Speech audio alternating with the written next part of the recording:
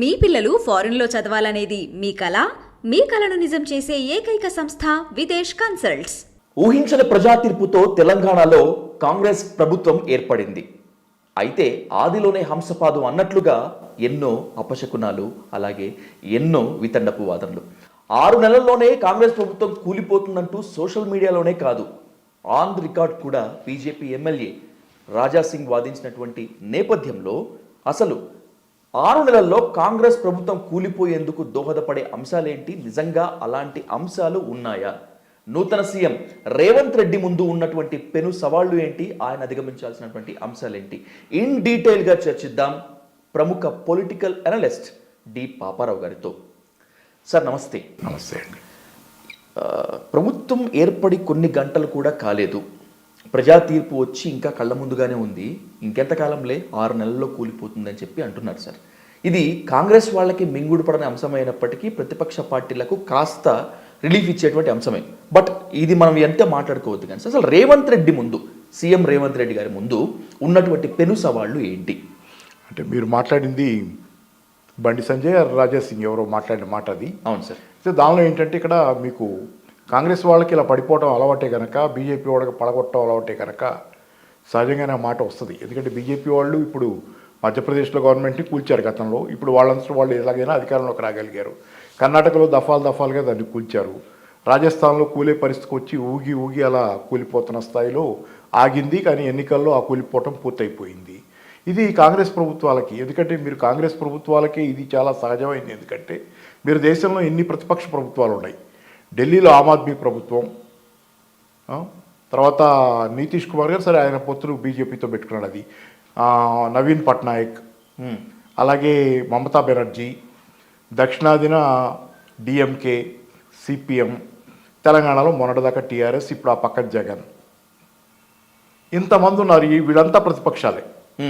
ఇది బీజేపీతో national wide పోలిస్తే వీళ్ళెవ్వరు ప్రభుత్వాలు కూలిన ప్రభుత్వాలలో ఎక్కడైతే కాంగ్రెస్ ఉందో అక్కడ మాత్రమే గోవా కావచ్చు, కర్ణాటక కావచ్చు, మధ్యప్రదేశ్ కావచ్చు, కూలబోయిన స్థితిలోకి వచ్చిన రాజస్థాన్ కావచ్చు, ఇట్లాంటివన్నీ కాంగ్రెస్ ఉన్న ప్రభుత్వాలు మాత్రమే కూలిని. ఈ దేశంలో మీరు చూడండి జాగ్రత్తగా, ఎక్కడైనా 99% కేసుల్లో నాకు తెలిసింది అది. ఒక్క మహారాష్ట్రలో మాత్రమే చీలిక. మహారాష్ట్రలో కూడా కాంగ్రెస్ ఉంది కదా, దానిలో కాంగ్రెస్ అయితే ఉంది. ఎన్సీపీ కూడా కాంగ్రెస్ లాంటిది, దాదాపు ఆయన కూడా సరిపోవాలి. కాబట్టి ఏంటంటే ఈ చరిత్ర దృష్ట్యా బహుశా బండి సంజయ్ కానీ రాజాసింగ్ కానీ కామెంట్ చేస్తే చాలా న్యాచురల్గా తీసుకుంటాను తప్పితే దాన్ని ఏదో ఆర్డ్ కామెంట్, ఏదో కుట్రలాగా తీసుకోలేదు. ఎందుకంటే కాంగ్రెస్ ప్రభుత్వాల్లో ఉన్న ప్రభుత్వం అంటే కాంగ్రెస్ వాళ్ళందరినీ నేను అవమానించరు. కాంగ్రెస్లో చాలా సీరియస్ కాంగ్రెస్ మెన్ ఉన్నారు. ఎన్ని ఒడిదుడుకులు వచ్చినా కాంగ్రెస్ని అంటి పెట్టుకున్న వాళ్ళు ఉన్నారు. ఆయారాం గయారాములు కూడా కాంగ్రెస్లో ఉన్నారు. ఈ ఆయారాం గయారాములతోనే ప్రాబ్లం. కాంగ్రెస్ని మొదటి నుంచి అంటి పెట్టుకున్న వాళ్ళతో కాకుండా పారాచూట్లలాగా కాంగ్రెస్లోకి వచ్చి మళ్ళీ అదే పారాచూట్లోనో హెలికాప్టర్లోనో లేచి వెళ్ళిపోయే వాళ్ళతోనే ప్రాబ్లం. అలాంటి వాళ్ళు రేపు ఉంటారేమోనండి. ఎందుకంటే 64 సీట్లు మాత్రమే ఈరోజు కాంగ్రెస్కి వచ్చినాయి. 64 అనేది అబ్సల్యూట్ థంపింగ్ మెజారిటీ లేకపోతే విభత్సమైనటువంటి ఇదని అనుకోవడానికి లేదు. ఎందుకంటే 88 లాస్ట్ టైమే కేసీఆర్ గారికి వచ్చినాయి. రెండోసారి కేసీఆర్ గారికి 2018లో 88 వచ్చినాయి. ఆ పైన ఆయన కాంగ్రెస్ వాళ్ళని కదిలించుకొని అక్కడి నుంచి కొంతమంది తెచ్చుకున్నాడు, అట్లా జరిగింది. అంతే కదా. అవును సార్. అందుకని ఏంటంటే 88తో పోలిస్తే 24 చాలా స్వల్పం. 4-5 సీట్ల మెజారిటీ. సిపిఐ కోరనేని సాంబశివరావు గారిని కూడా కలుపుకుంటే 5 సీట్ల మెజారిటీ. అంతే కదా. అవును సార్. అందుకని అది మెజారిటీ కాదు. కాబట్టి కాంగ్రెస్ ప్రభుత్వం నెత్తి మీద కత్తి ఎప్పుడు వేలాడుతూనే ఉంది. ఎందుకు అసంతృప్తులు నిన్న కూడా అది ఎప్పుడు ఉండేది, దానిలో లోతులకు పోను. ఎందుకంటే ప్రభుత్వం వచ్చింది కాబట్టి ఇప్పుడే బహుశా మనం కూడా కొంచెం సంయమనం పాటించి దాని గురించి అంతవరకే చర్చిస్తే, ఎందుకంటే వాళ్ళ ప్రెసిడెంట్స్ దృష్ట్యా చర్చించినా తప్పులేదు, వాళ్ళ గురించి చర్చించిన తప్పులేదు. ట్రాక్ రికార్డ్ చూస్తే కాకపోతే ఏంటంటే ఇప్పుడిప్పుడే మనం మాట్లాడటం కూడా అంత లోతుగా వెళ్ళి మాట్లాడటం అంటే దెర్ ఇస్ ఏ వార్నింగ్ లా జనాలకు పోయింది. తర్వాత రెండోది ఏంటంటే ఇక్కడ మీరు చూసుకుంటే కాంగ్రెస్ ప్రభుత్వాలు ఇలా పట్టమే కాకుండా ఒకటి ఇది పొలిటికల్ యాంగిల్. రెండో యాంగిల్ ఏంటంటే మీరు చూస్తే ఫైనాన్షియల్ యాంగిల్లో వీళ్ళకి అది హెర్క్యూలియన్ టాస్క్ అంటాం కదా. అవును సార్. భుజం మీద భూమిని మోసినంత కష్టం. అవును సార్. అసలు కాంగ్రెస్ ప్రభుత్వము ఎందుకు కూలిపోతుంది అనేటువంటి ప్రశ్నని, కూలిపోతుందనే వాళ్ళు ముందుంచితే సార్, వాళ్ళు చెప్తున్నటువంటి తొలి మాట ఏంటంటే ఆర్థిక సవాళ్ళు. ఇప్పుడు ఆర్థికంగా చాలా కీలక భారంతో ఉంది ఇప్పుడు తెలంగాణ. ఇప్పుడు నూతన సీఎం రేవంత్ రెడ్డికి ఇదే పెద్ద సవాలు. దీనికి తోడు కాంగ్రెస్ మేనిఫెస్టో మరింత గుదిబండగా మారుతుంది అనేటువంటిది. Is it right sir? Congress manifesto దానికి ముందు ఒక్కొక్కటి చెప్తాను. ఇట్లా ఉన్న పరిస్థితి ఏంటంటే యాక్చువల్గా మీకు తెలంగాణకి సంబంధించినంత వరకు అప్పులు ఏదో కాస్త ఎక్కువ చేశారన్నారు, కానీ కొంత అప్పులు ఎక్కువ అన్నమాట. ఇది ఏది కార్పొరేషన్ అప్పుల్ని కూడా తీసుకుంటే మీరు అప్పులు ఎక్కువ ఉన్నాయి, కానీ అది కూడా మొత్తం కలిపితే ఒక 28% ఆఫ్ ది జీడిపి ఏదో ఉంది. అది సౌత్ ఇండియాలో లోయెస్ట్. సౌత్ ఇండియాలో రాష్ట్రం అప్పులు లోయెస్ట్. కాబట్టి ఈ సంవత్సరం తీసుకునే అప్పులు ఆల్రెడీ చాలా పెద్ద భాగం టీఆర్ఎస్ గవర్నమెంట్ తీసేసుకుంది. అక్టోబర్ నాటికి తీసుకుంది. మళ్ళీ ఏప్రిల్ దాకా అప్పులు కొత్తగా 3-4 వేల కోట్లకే ఇంకా స్కోప్ ఉంది. అది ఒక టైట్ బిజినెస్. ఇప్పుడు ఈ రాబోయే కాంగ్రెస్ పార్టీకి టైట్ బిజినెస్ ఏంటంటే టీఆర్ఎస్ ప్రభుత్వం ఎక్కువ అప్పులు మొన్నటిదాకా తీసేసుకుంది. ఈ సంవత్సరానికి సుమారుగా 37,000 38,000 ఏదో తీసుకోవడానికి అవకాశం ఉంటే దానిలో 33,000 కోట్ల దాకా ఇప్పుడే తీసుకుంది, ఆల్రెడీ తీసుకుంది. కాబట్టి మిగిలింది మార్జిన్ తక్కువ. కొత్తగా వచ్చిన ప్రభుత్వం ఏ ప్రభుత్వం అయినా వీళ్ళ మీద గొడవ చేశారు కానీ టీఆర్ఎస్ మీద అప్పులు చేస్తుందని. రేపొద్దున కాంగ్రెస్ వచ్చిన తర్వాత ఏం చూస్తాం. అప్పులు చేయక తప్పదు. కేంద్ర ప్రభుత్వం అప్పులు చేస్తుంది, అన్ని ప్రభుత్వాలు అప్పులు చేస్తున్నాయి. అన్ని ప్రభుత్వాలు అప్పు చేయటం అనేది చాలా న్యాచురల్ ఫినామినన్. కానీ అప్పు చేసి దేనికి ఖర్చు పెడుతున్నారనే దగ్గర మీ సమస్య. తెలంగాణలో గతంలో అప్పు చేసి అవినీతి పార్టీ పక్కన పెట్టండి. ఎందుకంటే అవినీతికి అతీతంగా ఏ రాజకీయ పక్షం ఉందని నేను అనుకోవటం లేదు, కాబట్టి దాన్ని కామన్ డినామినేటర్గా పెట్టేసి పక్కన పెడుతున్నా. అవినీతిని వ్యతిరేకించాల్సిందే, అవినీతి మీద పోరాడాల్సిందే. కానీ పోరాడే హక్కు గురివింద గింజలకు లేదు. పోరాడే హక్కు నీతివంతులకు ఉంది. ఓకే. అందుకని ఏంటంటే దాన్ని పక్కన పెట్టి మాట్లాడుతున్నా. ఏంటంటే ఇక్కడ మీరు అప్పు చేయటం దగ్గర చూసుకుంటే తెలంగాణలో ఆస్తులు ఎంత క్రియేట్ అయినాయి. మిషన్ భగీరథలో పైప్ లైన్లు ఏర్పడటం దగ్గర నుంచి ఇంటింటికి పంపు నీటి వస్తుంది. అది ఎంత పెద్ద అది మీరు చూస్తే నీళ్ళు సప్లై లాగా ఉంటుంది. చాలా ఫైనాన్షియల్ గెయిన్ అది. ఆడవాళ్ళ టైం సేవ్ అవుతుంది. ప్రొడక్టివ్గా వాళ్ళు కంట్రిబ్యూట్ చేయడానికి అవకాశాలు పెరుగుతున్నాయి. ఎందుకంటే నీళ్ల కోసం ఎంతో కిలోమీటర్లు నడుచుకుంటూ వెళ్ళిన స్థితి ఒకప్పుడు తెలంగాణలో కూడా ఉంది. కాబట్టి ఓవరాల్ ఆ మార్పు మిషన్ భగీరథ, మిషన్ కాకతీయ చెరువులు రావటం వల్ల భూగర్భ జల మట్టాలు పెరిగినాయి. ఈరోజు ఎండాకాలంలో కూడా చెరువులు ఎండిపోవటం లేదు. మొన్న జూన్ జూలైలో వానలు పడినప్పుడు కూడా తెలంగాణలో చెరువుల్లో నీళ్లు ఉన్నాయి. కాబట్టి దట్ ఈస్ ఎ పాజిటివ్. అది ఆస్తుల క్రియేషన్. అలాగే ప్రాజెక్టుల విషయంలో వీళ్ళు 1000 అభ్యంతరాలు చెప్పినా ప్రాజెక్టుల క్రియేషన్ అనేది అది ఆస్తుల కల్పన. ఓవరాల్గా ఏంటంటే తెలంగాణలో ఆస్తుల కల్పన జరిగింది. అప్పులతో ఆస్తుల కల్పన జరిగింది. అప్పులు తెచ్చి దుబారాగా పప్పు బెల్లాల్లాగా పనిచేయాల. సంక్షేమం ఉంది. సంక్షేమంతో పాటు అభివృద్ధి తెలంగాణలో అభివృద్ధి ఎంత ఉందంటే దేశం మొత్తం మీద అభివృద్ధి ఎక్కువ ఉన్న రాష్ట్రాల్లో ఇది దరిదాపుగా మొదటి స్థానాల్లో ఉంది. Okay sir. సో ఓవరాల్ ఏంటంటే ఇక్కడ మీకు తెలంగాణకి సంబంధించినంత వరకు ఇప్పుడు కొత్తగా వచ్చిన ప్రభుత్వానికి కొత్తగా అప్పు చేసే స్కోప్ లేదు. కానీ తెలంగాణకి సంబంధించిన ఒక ప్లస్ పాయింట్ ఇప్పుడు కొత్తగా వచ్చిన ప్రభుత్వానికి వాడుకుంటే సరిగ్గా ఉపయోగపడుతుంది. అదేంటంటే SOTR ఎక్కువ తెలంగాణకి. SOTR అంటే మీకు కేంద్రం నుంచి రావాల్సిన నిధులు ఉంటాయి.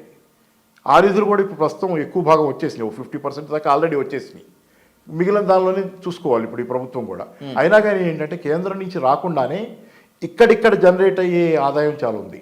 ఉదాహరణ మీకు వ్యాట్ ద్వారా వచ్చేది కానివ్వండి, రిజిస్ట్రేషన్స్ అండ్ ల్యాండ్ రిజిస్ట్రేషన్స్ అవి ఉంటాయి కదా, స్టాంప్స్ అండ్ రిజిస్ట్రేషన్స్ ఆదాయం కానివ్వండి, ఇతరత్ర రాష్ట్ర ఎక్సైజ్ లిక్కర్ మీద వచ్చే ఆదాయం కానివ్వండి. రాష్ట్ర ప్రభుత్వానికి సొంత ఆదాయ వనరులు చాలా ఎక్కువ ఉన్నాయి ఈ రాష్ట్రానికి. తెలంగాణలో అందుకే పదే కేసీఆర్ గారు ధనిక రాష్ట్రం అనేవాళ్ళు. సొంత ఆదాయ వనరులు ఎంత సొంత ఆదాయ వనరులు ఉన్నాయంటే తెలంగాణలో ఈరోజు ఉన్నటువంటి రెవెన్యూ మొత్తంలో తెలంగాణకు వస్తున్న రెవెన్యూ మొత్తంలో 100 రూపాయలు అనుకుంటేది దానిలో ఒక 74 నుంచి 76 రూపాయలు 74 రూపాయలు దాకా అనుకుంటా పైనే 74 రూపాయలు తెలంగాణలో నుంచే వస్తున్నాయి. మామూలుగా ఏమవుద్ది, ఇక్కడ ట్యాక్స్ ఆదాయం కట్టిన తర్వాత మనం పన్నులు కట్టిన తర్వాత ఈ ఆదాయం కేంద్రానికి పోయి మన వాటా మళ్ళీ మనకు వస్తుంది తిరిగి. ఆ వచ్చేది మీకు 26 రూపాయలే. ఇక్కడ మీకు కేంద్రం నుంచి మనకి వచ్చేది 26 రూపాయలే. ఇక్కడికిక్కడ జనరేట్ అవుతుంది, ఎక్కడికి పోకుండా ఇక్కడే ఉండేది, ఇక్కడే జనరేట్ అవుతుంది 74 రూపాయలు. ఏపీకి అది 50 రూపాయలు చిల్లర మాత్రమే ఉంది, 50 రూపాయల ఆర్ట్. మరి అంత దేశ యావరేజ్ కంటే తెలంగాణ సగటు SOTR ఎక్కువ, స్టేట్ ఓన్ ట్యాక్స్ రెవెన్యూ. కాబట్టి ఇది రేవంత్ రెడ్డి గారి ప్రభుత్వానికి కూడా సద్వినియోగం చేసుకుంటారా లేదా అనేది ప్రశ్న, కలిసి వచ్చే అంశం. ఒకవేళ పాత ప్రభుత్వం అంటే టీఆర్ఎస్ ప్రభుత్వం మొత్తం ఖర్చు పెట్టేసి వెళ్ళిపోయింది, అప్పులన్నీ ఆల్రెడీ తీసేసుకుంది, కేంద్రం నుంచి వచ్చే వాటిల్లో 50% ఆల్రెడీ వచ్చేసింది, ఇంకేం వస్తాయి, కొత్తగా వచ్చే ఉన్నాయి, ఇన్ని మాట్లాడి 50 ఇంకా ఎక్కువ కావచ్చు. ఇన్ని మాట్లాడినా అసలు ఇక్కడ జనరేట్ అయ్యే ఆదాయం గురించిన ప్రశ్న ఎప్పుడు ఉంటుంది. మీ చేతిలో ఆదాయం లేకపోవటం అనేది తెలంగాణలో ఈరోజు లేదు. ఏ నెలకు ఆ నెల GST ఆదాయాల దగ్గర నుంచి రకరకాల ఆదాయాలు ఇక్కడెక్కడికి నిరంతరంగా జనరేట్ అవుతుంది ఆదాయం. ఒక ఊటలోంచి నీళ్లు వచ్చినట్టు తెలంగాణ రాష్ట్రం ధనిక రాష్ట్రం అనడానికి తెలంగాణ ప్రజలు పెట్టే ఖర్చులోంచి GST వస్తుంది. తెలంగాణ ప్రజలు చేసే, ఎందుకంటే రియల్ ఎస్టేట్ కూడా బ్రహ్మాండంగా ఉంది తెలంగాణలో. మీరు మొన్న ఎనరాక్స్ సంస్థ ఇచ్చినటువంటి సర్వే ప్రకారం వాళ్ళ రిపోర్ట్ ప్రకారం బెంగళూరులో మైనస్లో ఉంది కమర్షియల్ రియల్ ఎస్టేటు, హైదరాబాద్లో ప్లస్లో 100% పెరుగుతుంది. అంత పెరుగుదల ఉంది ఇక్కడ. చాలా చాలా బ్రహ్మాండంగా పెరుగుతుంది కమర్షియల్ రియల్ ఎస్టేట్. బెంగళూరులో నెగటివ్లో వెళ్తుంది. Okay sir. బెంగళూరులో దిగజారుతుంది కమర్షియల్ రియల్ ఎస్టేట్ వాల్యూ. హైదరాబాద్లో భారీగా పెరుగుతుంది ఈ దేశంలో అన్ని చోట్ల కంటే ఎక్కువగా. కాబట్టి ఇక్కడ మీకు ఆదాయం జనరేట్ అవుతుంది, బోల్డ్ అంత ఆదాయం, అన్ని రకాల ఇతరత్ర మీరు మామూలు పెట్రోల్ డీజిల్ మీద వచ్చే వ్యాట్ కానీ ఇతరత్ర అన్ని రకాల ఆదాయం ఇక్కడ జనరేట్ అవుతుంది. ఓకే. కాబట్టి ఏంటంటే ఏ సాకులు చెప్పడానికి ఈ ప్రభుత్వానికి కారణం లేదు. ఒకవేళ అయితే గీతే ఇప్పుడు వచ్చినటువంటి ప్రభుత్వం ఫెయిల్ అవుతుందంటే దానికి కారణం ఏంటంటే అలవిగాని హామీలు ఇచ్చి ఎలాగైనా ప్రభుత్వాన్ని పరగొట్టాలనే తాపత్రయంతో చేసినటువంటి వాళ్ళ అంటే వాళ్ళ కాళ్ళక వాళ్లే బంధాలు వేసుకోవటం తప్పితే ఈ ప్రభుత్వం వైఫల్యం అవడానికి ఇంకో స్కోపే లేదు. Okay sir. ఎవరు వచ్చినా సరే, ఈ ప్రభుత్వమే కాదు, ఎవరు వచ్చినా తెలంగాణలో ఈరోజు ఆదాయ వనరులు ఉన్నాయి సార్. కానీ వీళ్ళు అలవిగాని హామీలు ఇచ్చి సార్, ఎందుకంటే ఇప్పుడు మనం మాట్లాడుతున్నాం ఇప్పుడు టాపిక్ అదే ఏంటంటే సార్ ఇప్పుడున్న నేపథ్యంలో ఇప్పుడు I'm sorry for the interrupting sir, అంటే ఇప్పుడు మీరు వ్యాలిడ్ పాయింట్ చెప్పారు కాబట్టి ఒక్కసారి తెలంగాణ ఎన్నికలకు సంబంధించి కాంగ్రెస్ మేనిఫెస్టోలో ఉన్న అంశాలని మళ్ళీ ఒక్కసారి మనం మాట్లాడుకుందాం సార్.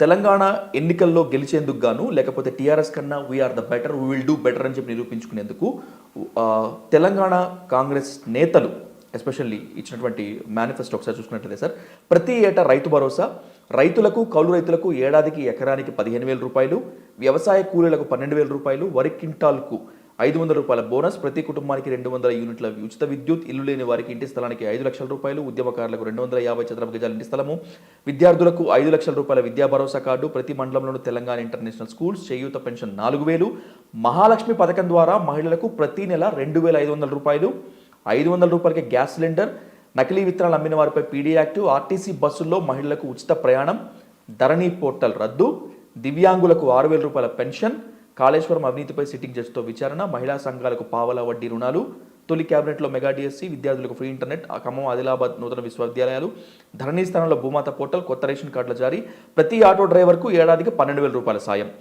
100 కోట్ల రూపాయలతో జర్నలిస్టుల సంక్షేమ నిధి, గ్రూప్ 3కి June 1, 2024, పోటీ పరీక్షల ఫీజు రద్దు, గ్రూప్ 1, గ్రూప్ 2 పరీక్షలకు జాబ్ క్యాలెండర్, సీఎం కార్యాలయంలో ప్రతిరోజు ప్రజా దర్బార్. అంటే కొన్ని ఆర్థిక పరమైనటువంటివి, కొన్ని సామాజిక పరమైనటువంటివి ఉన్నటివి దీంట్లో మిళితమై ఉన్నాయి సార్. కేవలం ఆర్థిక పరంగా భారం చూసుకున్నట్లయితే సార్, మహాలక్ష్మి పథకం ద్వారా మహిళలకు మనీ ఇవ్వటంతో పాటు గ్యాస్ సిలిండర్ 500 రూపాయలు, పోటీ పరీక్షల రద్దు, ఉచిత బస్సు ప్రయాణము, దివ్యాంగులకు 4,000 రూపాయల పెన్షన్, ఇవంతా కూడా సార్ మీరు అన్నట్లు ఆర్థిక భారం పెరిగి తడిసి మోపడయ్యే ఛాన్స్గానే ఉంది సార్.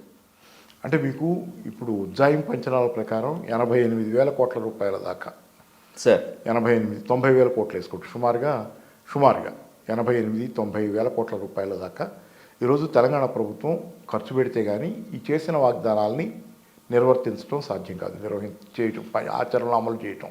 90,000 కోట్లు అంటే ఇప్పుడు ఆల్రెడీ ఒక 60,000 కోట్ల దాకా సంక్షేమం ఉంది తెలంగాణలో నాకు తెలిసిన లెక్కల ప్రకారం. అంటే దానికంటే కూడా ఒక 1/3 ఎక్కువే మళ్ళీ మీరు పెట్టబోతున్నారు. 30,000 కోట్ల దాకా 25,000 కోట్ల దాకా ఎక్కువ పెట్టబోతున్నారు. అవి ఎక్కడి నుంచి చేస్తారు? ఎందుకంటే ఇప్పటికే మీరు నిరంతరంగా టీఆర్ఎస్ ప్రభుత్వం ఉండగా ప్రొటెస్ట్ చేసింది ఏంటి? ఉద్యోగస్తులకు జీతాలు లేట్ అవుతున్నాయని, లేకపోతే ఇతరత్ర చాలా ఇట్లాంటి పాయింట్అవుట్ చేశారు. ఉద్యోగస్తులకు అసలు జీతాలు ఇవ్వకుండా లేదు, లేట్ అయ్యి దాన్ని పాయింట్అవుట్ చేశారు. ఇప్పుడు మీరు కూడా అదే పరిస్థితి వచ్చే అవకాశం, ఎందుకంటే మీరు నెలలా ఇచ్చే సంక్షేమ పథకాలు, పింఛన్లో లేకపోతే మీరు చెబుతున్న ఇతరత్ర అన్నీ 2,005 రూపాయలు లేకపోతే ఇంకోటి ఇవన్నీ ఆపలేరు. ప్లస్ దీనిలో ఏంటంటే ఇన్ని వాగ్దానాలు చేసినా ఇంకా మాటల్లో కేసీఆర్ గారి ప్రభుత్వాన్ని వ్యతిరేకిస్తున్నప్పుడు వచ్చినటువంటి అటాక్స్ తాలూకు కొన్ని ఫిల్ అవ్వాల. నిరుద్యోగ వృత్తి ఉంది, మీకు వాగ్దానం చేసినట్టున్నారు ఎక్కడో యూత్ డిక్లరేషన్లో, ఎక్కడో Warangal declaration, youth farmers declaration, Warangal ఫార్మర్సా అంతే సార్, వరంగల్ డిక్లరేషన్ దానిలో 4,000 రూపాయల దాకా సుమారుగా నిరుద్యోగ వృత్తి ఇప్పుడు ఎక్కడ కనపట్టాలని గమనించారా మీరు? అవును, ఆ మాట కూడా లేదు ఎవరి నోట్లోంచి లేదు. Exactly sir. మరి అది కూడా ఇస్తే ఇంకెంత ఉంటుంది? ఇవ్వద్దని నేను అంటాను. సెన్స్ ఎవరికి ఇచ్చినా మనం సంతోషమే, కానీ ఇస్తే ఇంకా చూడండి. అందుకని ఏంటంటే ఈరోజు కేసీఆర్ గారిని అప్రిషియేట్ చేయడానికి కాదు, నేను ఒక్కడే కాదు అప్రిషియేట్ చేస్తుంది, ఆరా సంస్థ మొన్న ఎగ్జిట్ పోల్ రిజల్ట్స్ ఇస్తా కేసీఆర్ గారి పార్టీ ఓడిపోద్దని చెబుతా కూడా చివరిలో ఆయన చెప్పింది ఏంటంటే ఆరా ప్రెస్ క్లబ్లో ఆయన మాట్లాడతా తెలంగాణ ప్రభుత్వం మీద ఉన్న కోపం అభివృద్ధి గురించింది కాదు, అభివృద్ధి బ్రహ్మాండంగా జరిగిందని అందరూ అంటున్నారు. నిన్నటి హిందూ పత్రికలో సర్వే కూడా అదే చెబుతుంది కదా. అవును సార్. ఇక్కడ అంతా అభివృద్ధి బ్రహ్మాండంగా ఉంది కానీ ఓటు మాత్రం ఇట్లా తేడాగా వచ్చిందని. ఏంటి అసలు ప్రశ్న అనేది అదే రైట్ చేసిన క్వశ్చన్స్. అంతా బాగానే ఉంది, మరి ఈ తేడా ఏంటనేది. అవును సార్. అంటే అందుకని ఏంటంటే ఖచ్చితంగా చర్చించాల్సిన ప్రశ్న కూడా చాలా ఉన్నప్పుడు మార్పు ఎందుకు కోరుకున్నారు అనేటువంటిది ఇంపార్టెంట్ కదండి సార్. అవును, ఇంపార్టెంట్. అందుకని అభివృద్ధి గురించిన ప్రశ్న కాదు కాబట్టి తెలంగాణలో కేసీఆర్ గారి ప్రభుత్వం దానిలో లోపాలు కొన్ని ఉండొచ్చు జరిగే ఆ అమలు క్రమంలో. కానీ కేసీఆర్ గారి ప్రభుత్వం ఒక ప్రణాళికాబద్ధంగా, ఎందుకంటే ఒకే బడ్జెట్లో పిండి కొద్దీ రొట్టె అన్నారు, దుప్పట్టు ఎంత ఉంటే అంతలో ముడుచుకు పడుకోమన్నారు. 2014లో ఒక సంవత్సరంలో బడ్జెట్లోనే మొత్తం అన్ని సమస్యలు తెలంగాణలో పరిష్కారం చేసి భూమి మీద స్వర్గాన్ని దింపలేరు కదా. క్రమేణా సమస్యలు పరిష్కారం చేసుకుంటూ పోవాలి. ఆ మాటకు వస్తే తెలంగాణ ఆదాయం ఎంత పెరిగింది? 10 సంవత్సరాల కాలంలో తెలంగాణ ప్రభుత్వ ఆదాయం ఎన్నో రెట్లు పెరిగింది. తెలంగాణ పర్ క్యాపిటల్ ఇన్కమ్ తలసరి ఆదాయం 1,24,000 రూపాయలు ఉండేది. పర్ క్యాపిటల్ ఇన్కమ్ ఈరోజు 3,17,000 చేరింది. అంటే తలసరి ఆదాయం సంవత్సరానికి ఒక వ్యక్తి తలసరి ఆదాయం 1,24,000 రూపాయలు తెలంగాణ వచ్చినప్పుడు ఉండేది. ఇప్పుడు అది 3,17,000 రూపాయలకి వెళ్ళిందంటే సుమారుగా 2.5 రెట్లు పైన పెరిగింది. అలాగే జిఎస్డిపి 3 రెట్ల దాకా పెరిగింది. స్థూల జాతీయ ఉత్పత్తి, రాష్ట్ర ఉత్పత్తి. అలాగే విద్యుత్ వినియోగం 1000 యూనిట్ల చిల్లర ఉండేది. అప్పుడు 1000 యూనిట్ల మీద కొంచెం ఎక్కువ ఉండేది. ఇప్పుడు 2,000 యూనిట్లు డబల్ అయ్యింది. ఇట్లా ధాన్యం ఉత్పత్తి పంజాబ్ తర్వాత ఈరోజు నెంబర్ 2 మనం. ఒకప్పుడు 14 స్థానం నాకు తెలుసు. అవును సార్. ఇట్లా ఎన్ని గణాంకాలు తీసుకున్నా అది కేసీఆర్ గారి ప్రతిభకి టీఆర్ఎస్ తాలూకు విజయాలకే అద్దం పడుతున్నాయి. కాబట్టి దీనిలో పక్కన పెట్టే మాట్లాడుకోవాలి. మిగతా విషయాలు ఎందుకు జరిగింది అనేది మాట్లాడుకుంటే ఈ విషయం మీద ఎవరికీ వివాదం లేనట్టు. సుమారుగా 60% పైన నిన్న హిందువులు వచ్చిన దాని ప్రకారం 67%, 65% పైన వాళ్ళ అభివృద్ధి జరిగింది బ్రహ్మాండంగా. కానీ అనేది ఆ కానీ ఏంటనేది వేరే మాట్లాడుకోవాలి. అందుకని ఏంటంటే ఇప్పుడు మీరు అధికారంలోకి వచ్చారు కాబట్టి మిమ్మల్ని తెచ్చింది ఎందుకు అధికారంలోకి రేవంత్ గారు కానీ ఎవరైనా మీరు రాజకీయ విశ్లేషకులు ఇంట్రడ్యూస్ చేశారు కాబట్టి ఆ భాగం కూడా నేను మాట్లాడతాను. ఏంటంటే వీళ్ళని ఎందుకు తెచ్చారు అధికారంలోకి? కేసీఆర్ గారు అహంకారపూరితంగా వ్యవహరించారనే ఆరోపణ ఉంటుంది కాబట్టి మీరు వచ్చిన తర్వాత ప్రజాస్వామిక విలువల పునరుద్ధరణ మీరు కూడా పదే రిపీట్ చేస్తుంది ఏంటి? ప్రజాస్వామిక విలువల్ని పునరుద్ధరిస్తామని చెప్పి ఎవరైతే ఈరోజు మీ తరఫున మీకోసం కాకపోయినా మీలాగే అంటే ఆ మేధావి వర్గం తెలంగాణ మేధావర్గం ఏదైతే కేసీఆర్ గారికి వ్యతిరేకంగా ఆయన నియంతృత్వ పోకడలని అహంకారపూరితులని మాట్లాడిన వాళ్ళందరూ కూడా ఇప్పుడు అడుగుతుంది కూడా మిమ్మల్ని ఏంటంటే లాంటి చట్టాలను ఎత్తేయండి, లేకపోతే దాంతోపాటుగా ఏంటంటే ప్రజాస్వామిక విలువల్ని నిరసన తెలిసే హక్కుని పునరుద్ధరించండి అని. అన్నింటికి మించి రిజల్ట్ అయిపోయిన తర్వాత తొలి ప్రెస్ మీట్లో రేవంత్ రెడ్డి గారే అన్నారు సార్, మానవ హక్కులని పౌర హక్కులని కాపాడతాము. అది కానీ ఎప్పుడు కాపాడగలరు ఆయన ఎప్పుడు కాపాడగలరు? వీళ్ళు అడిగింది ఎప్పుడు? వీళ్ళ కళ ఎప్పుడు? ఈయన మేధావులు ఏదైతే అడిగారో ప్రజాస్వామిక విలువలు ప్రజాస్వామిక వాతావరణం ఎప్పుడు సాకారం అవుద్ది?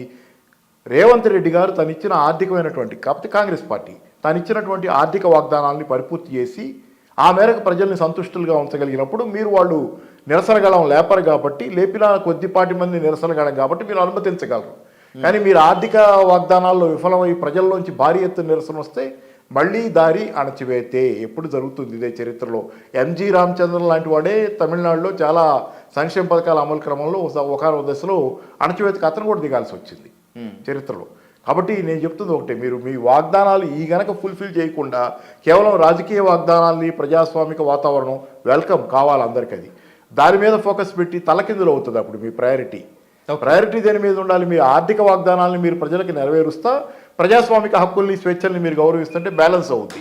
అలా కాకుండా మీరు ఆర్థిక వాగ్దానాలని నిర్లక్ష్యం చేసి ప్రజలు ఆర్థికంగా కడగండ్ల పాలవుతా మీరు ప్రజాస్వామిక వాతావరణం ఇస్తానంటే అది మిస్ మ్యాచ్. ఇవ్వద్దంటలా నేను, మీరు ఇవ్వండి, అందరికీ కావాలి. కేసీఆర్ గారి పట్ల అభ్యంతరం ఉన్న వాటిలో అందరికీ ఉన్న వాటిల్లో ఇందిరా పార్క్ నిరసన తీసేయటం ఇట్లాంటి అందరికీ ఉన్నాయి అభ్యంతరాలు. మీకే కాదు ఎవరికైనా అభ్యంతరాలు ఉన్నాయి.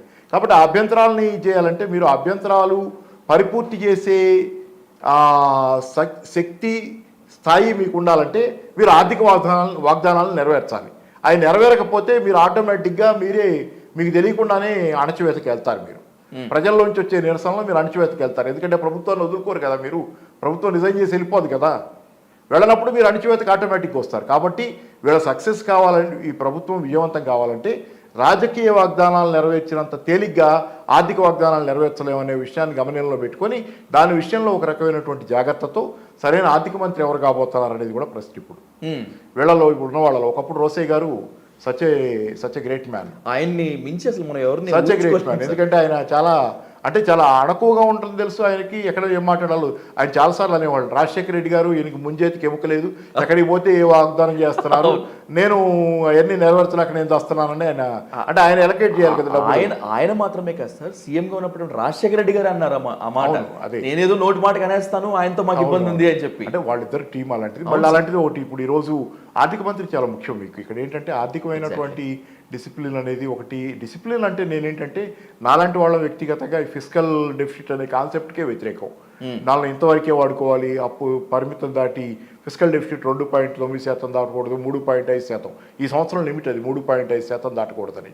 అంటే 100 రూపాయల ఆదాయం ఉంటే 100 రూపాయలే ఖర్చు పెట్టుకోండి, లేకపోతే 103 రూపాయల 50 పైసలు దాకా ఓకే మీకు. ఆ 3 రూపాయల 50 పైసలు అదనంగానే 3.5% ఫిజికల్ డెఫిసిట్ అనేది. మీ ఆదాయం 100 రూపాయలు ఉంటే మీకు ఇప్పుడు అనుమతించబడింది ఏంటంటే ఈ సంవత్సరానికి 103 రూపాయల 50 పైసలు ఖర్చు పెట్టుకోవచ్చు. ఇంకో 3 రూపాయల 50 పైసలు అప్పులు తెచ్చుకోండి, ఏవైనా చేయండి, అది తెచ్చుకోవచ్చు. ఇంకా పైన చేయకూడదు మీరేవి అని కాన్సెప్ట్ తప్పనేది నా ఉద్దేశం. నేను ఒక డిఫరెంట్ స్కూల్, మళ్ళీ మా లాంటి వాళ్ళం లెఫ్ట్ భావజాల నుంచి వచ్చింది. అయితే అది కాసేపు పక్కన పెట్టినా ఈ రాష్ట్రానికి సొంత ఆదాయ వనరులు ఉన్నాయి కాబట్టి there has to be a proper channelization of the ఇది. మీరన్నా మరి అవినీతి నిర్మూలన ఒకటి వాగ్దానం నిరంతరంగా వినపడింది. అవినీతి జరిగింది కాళేశ్వరంలో.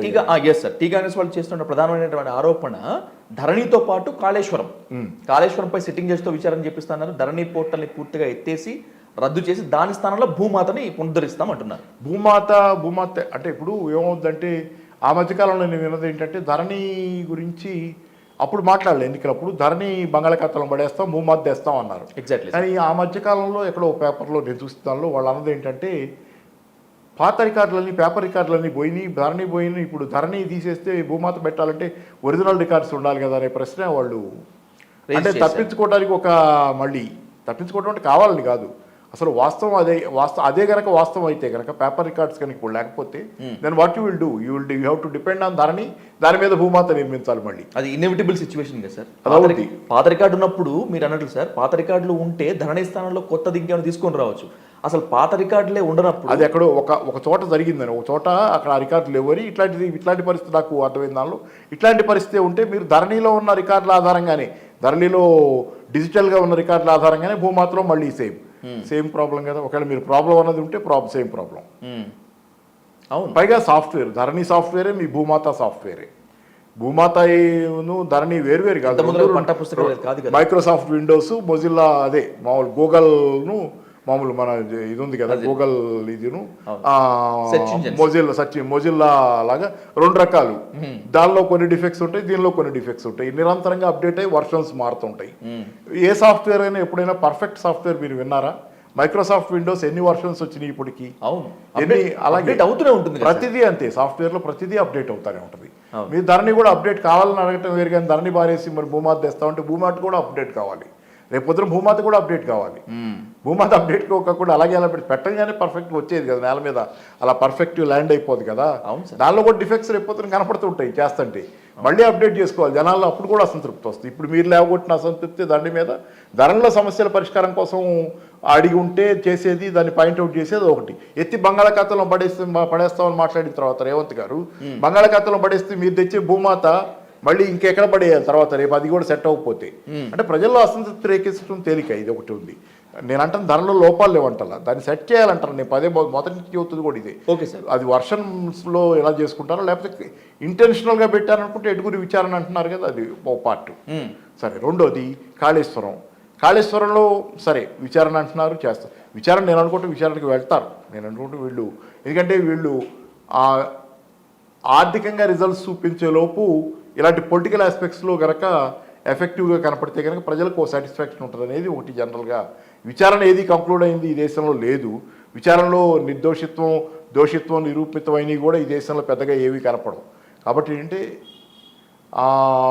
వెళ్తే వెళ్ళొచ్చు, కానీ అవినీతి పరంగా నేను చెప్తున్నా కదా, అవినీతి పరంగా నేను ఏ రాజకీయ పక్షానికి క్లీన్గా ఉంది ఓ రాజకీయ పక్షం అంటానికి నేను I'm not thinking of it. అలాని కాంగ్రెస్ పార్టీ చరిత్ర మొత్తంలో నిరంతరం అవినీతి ఆరోపణలతో మునిగి తేలినటువంటి పార్టీ. కాబట్టి ఏంటంటే వాళ్ళు ఏదో దీన్ని బయట చేస్తారనేది ఇవన్నీ సరే చేస్తే మంచిదే. నిజంగానే అవినీతి క్లీన్ చేయాలంటే ఎవరు కావాలి? అవినీతి పరుడు కానివాడు అవినీతి క్లీన్ చేయగలడు. మనకే 2 మరకలు ఉంటే కనుక మరక మంచిది అనుకుంటుంది తప్పితే ఇంకా అంతకంటే చేయగలిగింది ఏమీ లేదు. అంతే కదా? అవును సార్. ఏంటంటే నేను ఆ విషయంలో స్కెప్టిక్గా ఉండి ఇంతకు ఎక్కువగా మాట్లాడలేకపోవటానికి కారణం ఏంటంటే అది ఇప్పుడల్లా అయ్యేదా చచ్చేదా అనేటువంటి ఒక, ఎందుకంటే అన్నా హజారే చేశారు ఉద్యమం, లోక్పాల్ చేశారు. ఆ తర్వాత బీజేపీ వచ్చిన తర్వాత ఆయన ఎక్కడున్నాడని అందరూ అడుగుతున్నారు. నిజంగానే లేడుగా సార్, ఎక్కడ అదే మరి, ఎందుకంటే మరి అదే మనకు మంచిది వరకు ఊరుకోండి అని. అందుకని ఏంటంటే దాని నుంచి పుట్టిన ఒక ప్లస్ పాయింట్ ఏంటంటే ఆమ్ ఆద్మీ పార్టీకి వస్తే ఒక better party in the sense of వాతావరణంలో ఉన్న పార్టీలో కొంచెం బెటర్ పార్టీ ఇంకోటి బెటర్ పార్టీ పుట్టింది. కాకపోతే అది కూడా అన్నా హజారే గారి నుంచి దూరం అయిన తర్వాతేగా. సార్ ఓవరాల్గా చూసుకుంటే లెట్స్ కన్క్లూడ్ దిస్ టాపిక్. నిజంగా కొత్త కాంగ్రెస్ ప్రభుత్వానికి ఎంత వెల్కమ్ విషెస్ అయితే ఉన్నాయో అంత బర్డన్ విషెస్ కూడా ఉన్నాయి. కట్రోట్గా చెప్పాలి అంటే అనుకున్నంత ఈజీ అయ్యే పనేనా సార్? అంటే ఆర్థిక భారాన్ని మోయగలిగే పొజిషన్లో ఇప్పుడు తెలంగాణ స్టేట్ ఉందా? కొత్త పాలకులు అంటే వాళ్ళ వాగ్దానాలు ఏంటో వాళ్ళ లిస్టు కూడా వాళ్ళు రాసుకునే స్థితిలో ఉన్నారు కదా. ఎన్నో ఎన్నో ఎన్నో ఎన్నో ఇప్పుడు రాసిన లిస్ట్ మనకు కనపడుతున్నటువంటి 6 గ్యారంటీల్లోనే 6 గ్యారంటీల్లో ఒక్కొక్కటి 3 గ్యారెంటీ, మహిళలకు 3 గ్యారంటీలు, ఎల్పిజి సిలిండర్ 500, బస్ ప్రయాణం 2500, 3 ఉన్నాయి దానిలో అసలు వాస్తవానికి. అవును. మళ్ళీ అలాగే ఇందిరమ్మ ఇళ్ళు, దానిలో కూడా మళ్ళీ అండర్ సబ్ టెక్స్ట్ చాలా ఉంది. కానీ ఇవన్నీ 66 గ్యారంటీలు ఉన్నాయి. ఆ పైన దానిలో 6 గ్యారంటీల్లో కనపడని అనేక గ్యారంటీలు, అనేక మాటలు ఉన్నాయి, అనేక వాగ్దానాలు ఉన్నాయి. మోయలేనంత భారం ముజాన్ వేసుకుని జీసస్ క్రీస్తు శిలువలాగా వచ్చింది ఇదంతా. ఏంటంటే ఈ భారం కింద ఈ ప్రభుత్వం ఆర్థికమైనటువంటి దానిలో అయితే మాత్రం నేను ఒకటి మాత్రం ఖచ్చితంగా చెప్పగలను. ఎందుకంటే టు జనరేట్ రెవెన్యూస్ లేకుండా, ఎందుకంటే ఈ ప్రభుత్వం కేసీఆర్ గారి ప్రభుత్వ హయాంలో రెవెన్యూస్ పెరిగినాయి, ఖచ్చితంగా కంటిన్యూస్గా పెరుగుతూ వచ్చినాయి. ఎస్ఓటీఆర్, స్టేట్ ఓన్ ట్యాక్స్ రెవెన్యూ పెరిగింది. మీరు అలా చేసుకోలేకపోతే ముందు కాలంలో ఇవన్నీ మ్యాచ్ అవ్వలేరు. పైగా మీకు యాసిడ్ టెస్ట్ ఏంటంటే 100 రోజుల్లో ఈ హామీలన్నింటినీ పూర్తి చేస్తామనేది, దాంతోపాటుగా 100 రోజుల్లో 2 లక్షల ఉద్యోగాలు. It's litmus test. ముందు మెయిన్ ఒక పెద్ద విపరీతంగా అసంతృప్తిగా ఉన్న సెక్షన్ ఏంటంటే ఈ సమాజంలో తెలంగాణలో ఈరోజు యువజనులు ఎంప్లాయీస్ కూడా ఎంప్లాయీస్ సరే వాళ్ళ సమస్యలు వాళ్ళకు ఉన్నాయి, పరిష్కారం చేయగలిగితే సరే. మళ్ళీ ఇది ఒకటి ఉద్యోగస్తులు అంటే కనీసం ఉద్యోగం ఉంది కదా, ఆర్థికంగా నడుస్తుంది. వేరే అసంతృప్తులు ఉన్న ఇతరత్ర నిరుద్యోగులు అసలు బేసిక్గా లైఫే అగమ్య గోచరం కదా. అందుకని వాళ్ళకి అసంతృప్తి చాలా ఉంది ఇప్పుడు. అది ఒకటి కారణం కూడా కొంత నెగటివ్ రావడానికి టీఆర్ఎస్. ఆ సమస్య పరిష్కారం చేయకపోతే కనుక చాలా తీవ్రంగా ప్రతికూలత వస్తుంది.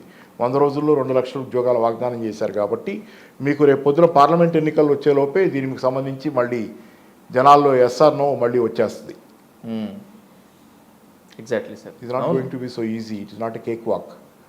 పార్లమెంట్ ఎన్నికలు ఇప్పుడు డిసెంబర్ కదా, బిగినింగ్ డిసెంబరు, జనవరి, ఫిబ్రవరి, మార్చ్ 4 నెలలు వేసుకున్నా 100 రోజులు దాటిపోయింది కదా. 120 రోజులు చాలు. అప్పటికి మీరు ఫుల్ఫిల్ చేయగలిగారా వాగ్దానం? ఎంతో కొంత సానుకూల వాతావరణంతో పార్లమెంట్ ఎన్నికలకు వెళ్తారు. ఆ వాగ్దానం విషయంలో మీ తడబాటు కనపడిందా? చాలా సెన్సిటివ్గా ఉన్నారు జనాలు.